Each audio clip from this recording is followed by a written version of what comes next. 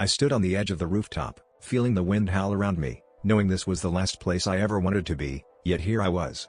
A year ago, the world as I knew it crumbled beneath my feet, everything I loved, gone in the blink of an eye. But in that moment of despair, a spark ignited within me, whispering that I had the power to rebuild. I started small, volunteering at a local shelter, each act of kindness slowly mending the fractures in my heart. Soon, I found myself leading community projects, using the pain of my past as a fuel for change, turning tears into triumphs. What I learned is that every ending is just a new beginning in disguise, and sometimes, our greatest setbacks lead to our most profound breakthroughs. Today, as I watch the city lights flicker to life from that same rooftop, I realize the dawn of this new chapter is not just about surviving, but thriving, and that the